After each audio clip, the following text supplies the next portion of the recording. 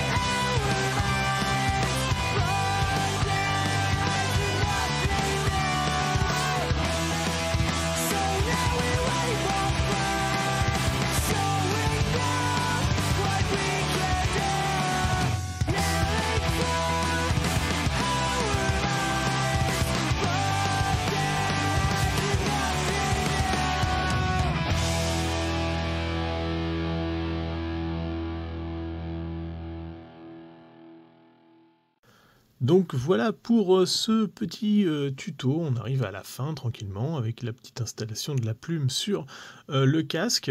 Ici quelques meilleures vidéos parce que forcément une vidéo tirée de Twitch c'est jamais terrible, et puis j'ai fini la figurine ensuite après avoir terminé le live, j'en ai fait notamment le socle. Donc vous voyez, j'ai travaillé le dos et puis les épées avec différentes zones de rouille ou des métaux plus ou moins abîmés. J'ai essayé de faire également des coulures à certains endroits. J'ai travaillé la grosse lame qu'il a sur l'épaule qu'on appelle une lame, un fauchon Maciejowski. J'ai essayé de le travailler avec des effets de lumière, etc., etc. Et puis j'ai fait également quelques petits OSL aux endroits où les racines sortent parce que c'était un petit peu une figurine particulière. N'hésitez pas à me suivre sur mes différents réseaux. Merci à mes soutiens et à bientôt à tous et bon modélisme.